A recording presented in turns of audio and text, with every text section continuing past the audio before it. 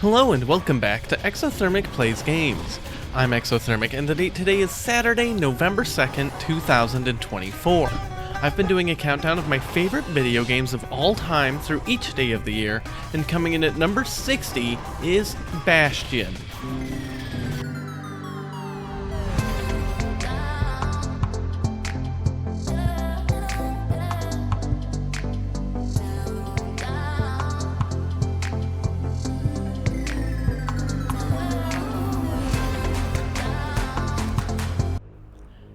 I love Supergiant games. Everything they've made is just pure gold, and it all kicked off with Bastion. The hallmarks that have stood the test of time throughout their whole existence were established in this first title. Things like tight, compelling action combat with a ton of room for nuance and customizability in your playstyle, creating amazing player expression. Things like very stylized graphics that accentuate little oddities in the world building, which, while different from game to game, are all fascinating and beautiful. Things like Darren Korb's meteoric rise as one of my absolute favorite composers, rivaling titans of the industry like Nobuo Uematsu and Yoko Shimomura. And perhaps most importantly, things like a compelling narrative style that marries the story you're experiencing to the action you see on the screen, with influence by player actions in a way that makes your character, and by extension yourself, feel like even the little things you're doing matter. Bastion isn't worried about asinine collectibles. It isn't worried about having an immersive and realistic world design. It isn't worried about enormous side quests or crafting or any of these other bells and whistles that large studios feel apparently compelled to do, adding bloat to the game without a whole lot in return. Bastion is focused solely on telling an interesting, engaging story delivered via excellent game feel and combat, sound and music design, in a brilliantly imaginative world. Speaking of, what's going on here? Throughout Bastion, you play as a singular character in a post-apocalyptic world. Initially, you're given no information, no context. You just wake up and the world is falling apart around you, and you just start playing. Imagine you're playing Final Fantasy VI and the game starts with Celeste on the island after Kefka blows up the world. That's basically where you're at with Bastion. Your character doesn't even have a name and is a voiceless protagonist. One of the most memorable and interesting things about Bastion, though, is the narrator, an old man named Rux. He's voiced by Logan Cunningham, who does take roles in other Supergiant titles, but I think this is his finest work. Your character is only ever referred to by Rux as the kid, and most of the narration is told as if he's explaining the story after the fact to someone else. But it's also done in real time. If you start breaking open a ton of little items and chests and walls and just random scenery, he'll talk about that. If you stop and stand there for a while, he'll talk about that. It's one of, if not the best iteration of adaptive storytelling I've ever seen in a combat-oriented game. It's also just so damn charming. In these early sections, you're slowly fed information about the world. There was some terrible event, referred to as the Calamity, and because of that, the world is literally crumbling to pieces around you. Most people are dead, and you'll actually find their bodies turned to ash where they stood, and if you, break them open with whatever weapon you've got, you hear just a little narrative bit about, hey, this is who that person was, this was their life. It somehow still makes the world feel alive, and you feel this loss from the Calamity, even for these characters you never interacted with. It's terrific and sad. There are, however, many enemies pouring in through the ruins of civilization, and there's no saving them. Although you can get little cute versions of them at your base later on, and they give little hearts when you interact, and they're cute. It actually goes to show that even the things you're fighting against, the nature, the wilderness, they have redeeming qualities, but unfortunately you don't have the leisure of letting them kill you. Eventually, as you keep progressing through this world, you come upon the Bastion, or at least what's left of it. The idea was this would be a meeting place for the remains of civilization in the event of some catastrophe, but there's not much left, and you only find one other survivor in Rux. Along the way, you've picked up a fragment of some powerful item called a core. These cores provide so much energy, they're the reason that what remains of the world around them survived to begin with. And removing it causes the world to fall apart even more, so you've got to book it out of there. But what the cores are actually for is powering up the Bastion. Each core you add expands the Bastion's capabilities, and you can pick from different options for buildings when you do, in order to customize things about your game experience for the progress and way that you do it. The customization options of Bastion are incredible in what's allowed this game to hold up through what I think is now 6 full playthroughs for me. There's the arsenal, which allows you to swap your weapon loadout amongst the things you've unlocked. You always have a ranged weapon, and you always have a melee weapon. There's also a skill you can equip, which uses tonics. You'll notice some little black bottles up in the corner by my health. Each time you activate your skill, one of those gets used up. Skills can be special weapon-specific attacks, or just entirely different abilities, like throwing grenades or spawning friendly versions of enemies to fight as your allies. There's the distillery, which is pretty cool. You unlock different spirits that you can assign, and I don't mean like spooky ghosty spirits, I mean like alcohol. And this is how you gain additional power from leveling up, because it unlocks another slot at this building. The spirits grant bonuses. That's right, the kid gains power from guzzling alcohol. This can be like extra health or extra crit chance, but there's a lot of options you'll be able to choose from as you unlock more. There's the Forge, which allows you to upgrade your weapons. I mentioned there's no crafting in this game, and while that is true, there are a few items you can find and levels that you can spend to upgrade a weapon alongside a currency you get from just doing stuff. These upgrades are unique to each weapon, and you have 2 options each time you upgrade them, and once you unlock that tier, you can swap it around at the Forge however you like, anytime. Next up is the Memorial, which does kind of work as a side quest system. There's little flyers commemorating the victims of the calamity and a condition. Meet the condition, and you get a big currency reward. Conditions could be things like, kill 30 of this enemy, but they could also be like, kill 10 enemies in one shot with the shotgun. So some are generic, some are very specific, and you can kind of look for an avenue to do it. It's fun to do. Then, the Lost and Found is really just a shop where you can buy more skills, spirits, and items for upgrading gear. And then lastly, and this is the most interesting building, is the Shrine. The game doesn't have a traditional difficulty setting, for the most part, but the way you scale the challenge you face is through the Shrine, invoking totems for different old gods, making your enemies stronger in a variety of ways, but also increasing the rewards you get for defeating them.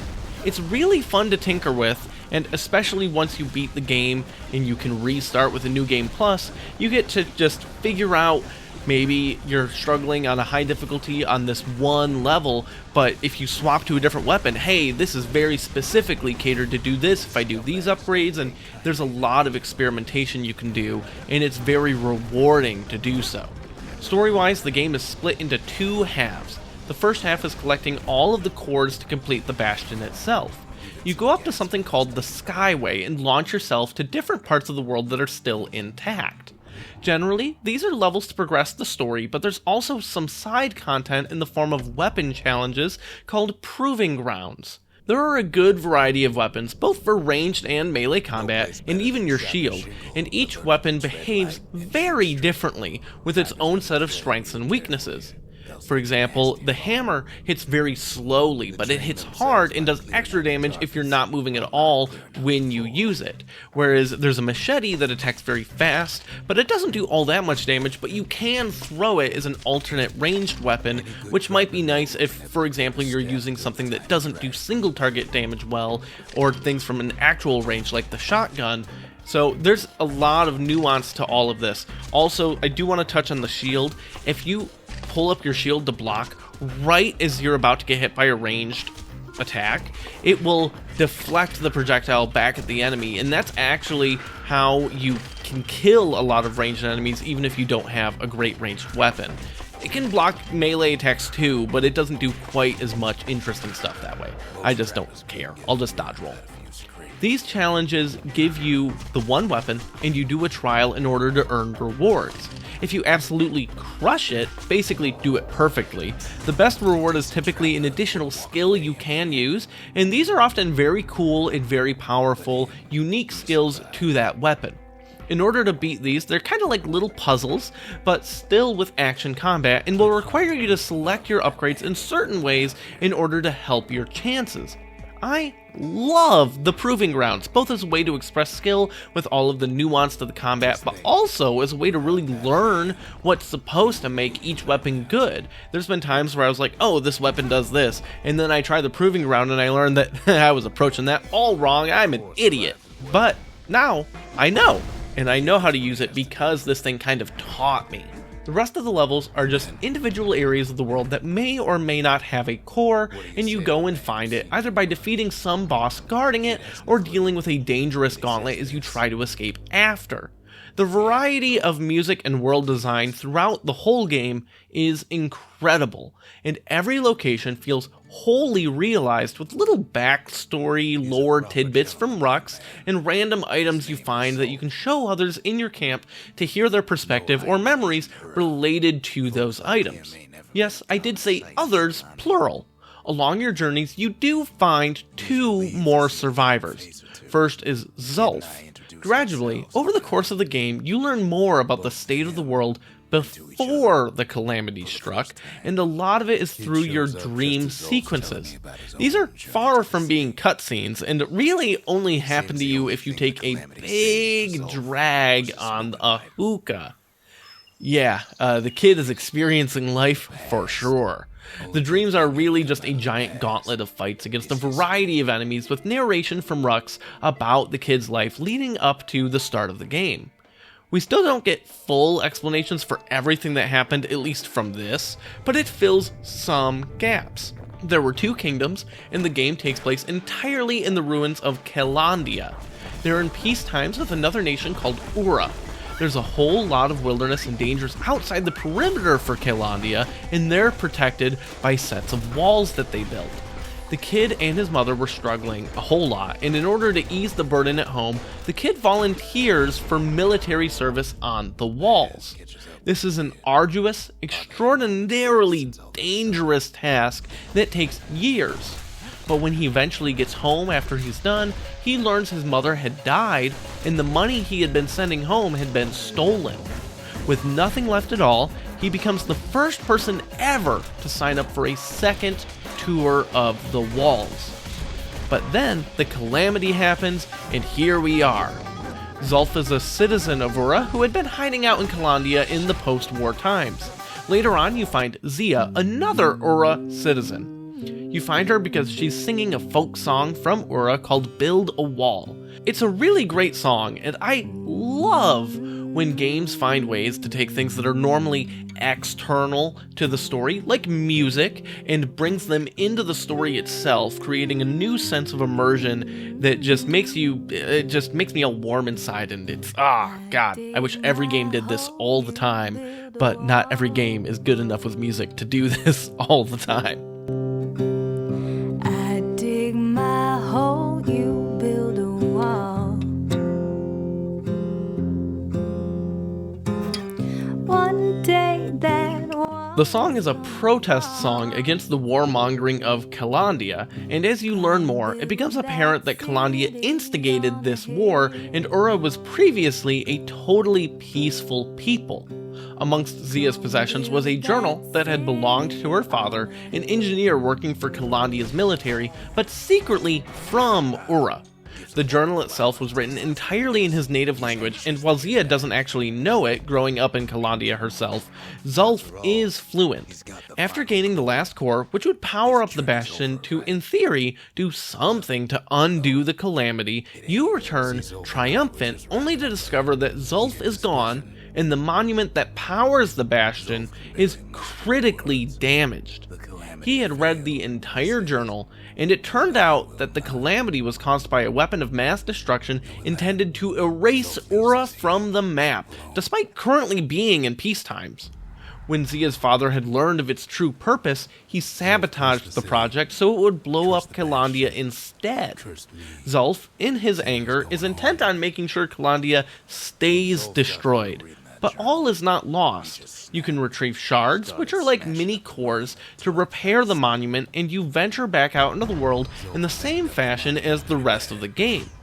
Shards also power up the Bastion, like the cores did, and while they don't unlock new buildings, they do allow you to upgrade existing ones, like adding new items to the Lost and Found, new spirits through the distillery, and new upgrade options for all of your gear. I mentioned that the game is split into two halves, and this is the second half. I'm not going to go over all of it like I did the first half, because I think it's worth playing yourself, and this is where player choice actually does start to matter a bit more. But I do want to touch on the ending. You have the option of trying to undo the calamity, which might not work, or leaving Calandia behind in search of a new home, which also might not work. The way the game builds up to this choice is extremely organic, and I actually agonized over this decision for a long time on my first playthrough. I remember sitting in front of the TV with the Xbox going and stuff, and thinking about this for like half an hour. Not realizing it would just change an ending cutscene and what pops up during the credits. It's actually not that big of a deal, but it is cool to see the different options.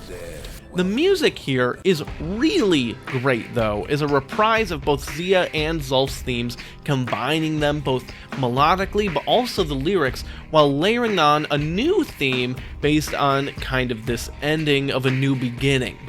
And that's the highlight of the entire soundtrack, and really I think the epitomizes why this is so good.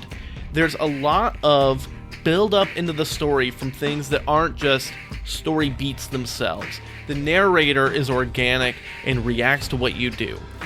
The characters are really interesting, and you learn things not because you're told, but because you kind of discover them as you show the items to these characters, and as you just hear narration from other stuff, but again, it's not like you're just watching a movie. There's so much done to make the narrative reveal itself to you rather than just it being told, and I think that that's the glue that holds this game together and makes it phenomenal. Bastion is a masterpiece of small studio game development and one of the greatest first titles from a new studio ever. The depth of combat is incredible. Every weapon feels different, but powerful in its own way. The world design is gorgeous. I love the way the ground appears in front of you and falls apart after removing the cores. The cast, while small, is extremely memorable, and the game has stood up to several playthroughs.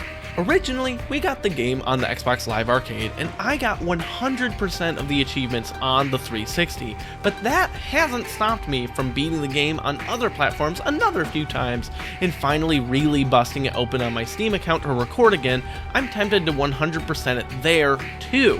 The game is great, but you can join me tomorrow as I talk about my 59th favorite game, where I just started running.